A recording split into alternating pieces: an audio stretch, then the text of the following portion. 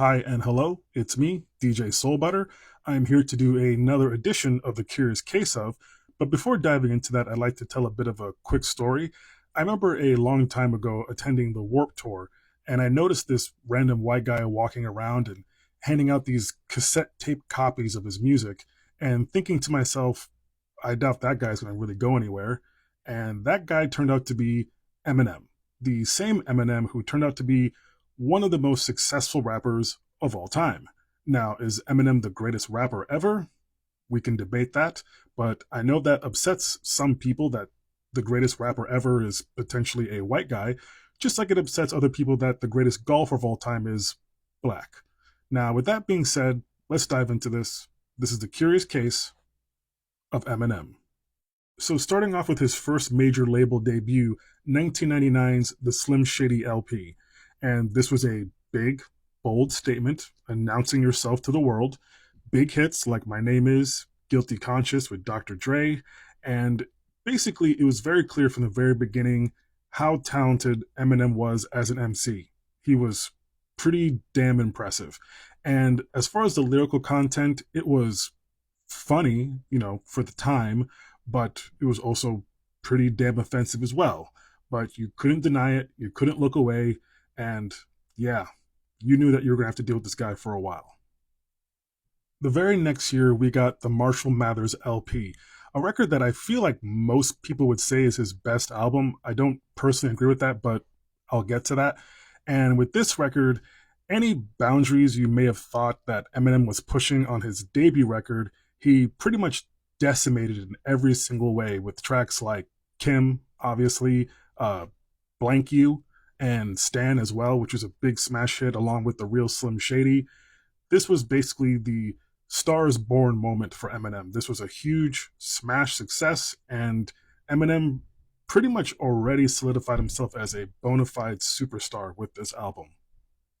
So in 2002, we got his third record, The Eminem Show, a record that, in my opinion, is his clear-cut best album, for me at least, mostly because I feel like this is by far his smartest and most personal record, most thought-provoking, with songs like White America, Cleaning Out My Closet. It was just really introspective in ways that I don't feel like he's shown since this record, and you still had big hits, it was still funny, and yeah, I felt like this was a big triumph for him. So in 2004, we got Encore. And for me, this is when things started to take a bit of a downturn. I don't think it was a coincidence that it was after this record that Eminem took his first extended break from making music. He was definitely going through a lot in his personal life. And I feel like the level of fame that he achieved was clearly starting to get to him. And with this record, you got a bunch of poop and boner jokes, pretty much for the most part. And following something like the Eminem Show, this felt pretty hollow. So in 2009, Eminem returned with Relapse. And this record was a big explanation as to why Eminem was gone for so long, mostly due to the battle with addiction. And this record was kind of a mess, but at the same time, I feel like at this point, we as a society kind of grew past the shtick of Eminem. We were kind of over the idea of hearing him rap about his mom or Kim or making jokes at the expense of the queer community. And I want to say this. I personally don't believe in retroactively canceling people for things from the past, but I do believe in pointing at things from the past and saying, hey, that was wrong. That wasn't cool. Hopefully we've grown from that and we can recognize that we as a society should move past it and be better. Now, it seems like Eminem really wasn't trying to hear that. So quickly following Relapse, we got Recovery. And I always felt like Relapse was kind of the revving of the engine, kind of testing the waters as far as like, I can still do this, I can still flow with the best of them. And Recovery was more of a statement saying that, yes, I am back, I'm comfortable, I can do this, and I can make music that is introspective and interesting, or at least smarter in delivery in comparison to Relapse. Like, this was better. Not his best work by any means, but a solid record. And in 2013, we got the Marshall Mathers LP 2. Now, the first mistake he made was claiming that this is a sequel to what people think for the most part is his best work. Now, there are some highlights on here. I don't think this is a bad album, and this actually features some of the best rapping he's done in many years. But with this record, there was definitely a feeling that maybe Eminem is starting to lose grip of what society really wants from him, or at least the world we live in today. And that was definitely confirmed with what we got next. So in 2017, we got Revival, and this was bad.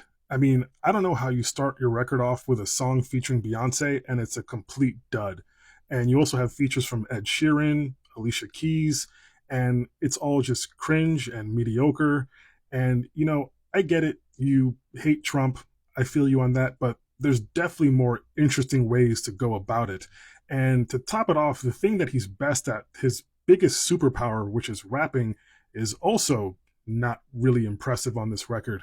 And sure, there's plenty of times where he's rapping really fast. It's technically impressive, but he's also saying a whole lot of nothing.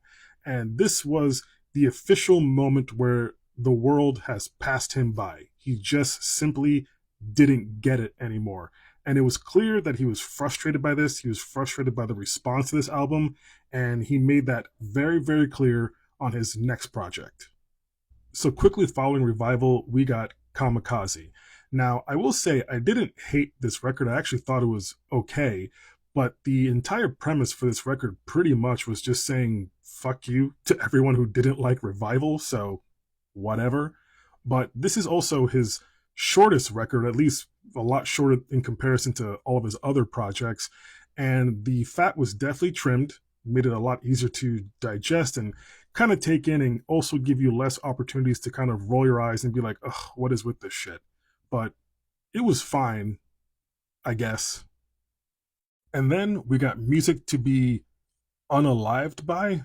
Is that how I have to say it? I know TikTok, you have to be really careful with words, but yeah, this record was basically Eminem kind of doubling down on this is who I am, I don't care, deal with it, and hey, that's fine, do you. I don't think anyone is going to take away or destroy his legacy in any kind of way, but at the same time, I remember that there was a part A and a part B to this. There was like 30 something tracks of this, and I barely remember any of it. Like, where did all the big hits go? This was just him coming out immature rhymes, saying things that you're not supposed to say. I'm controversial, but it's not even controversial anymore. It's just kind of sad, I would probably put it. But, this was better than Revival or Kamakazi, but that's not saying much. And finally, the death of Slim Shady. And this was a culmination of the character that pretty much made him who he is today, that garnered the level of success that he's been able to achieve. And I guess in a strange way, this was supposed to be sort of a reflection and repentance of past sins, I guess. But at the same time, he's still making all the same jokes at the expense of the queer community, jokes about Christopher Reeves. I don't understand his obsession with him. I never really found it that funny. And of course, you guessed it, Jelly Roll. Jelly Roll is on this. Jelly Roll is on everything, but I won't go on about that again. And I guess all in all, Eminem was trying to say, hey guys, I get it. What is he now, 51 years old? But at the same time, he doesn't get it. But hey, that's Eminem. And one last thing, shout out to D12. If you've never listened to D12 World, I believe that was their second record. That was really awesome. And RIP Proof, that's all I got. Thank you for watching. Peace, love, butter.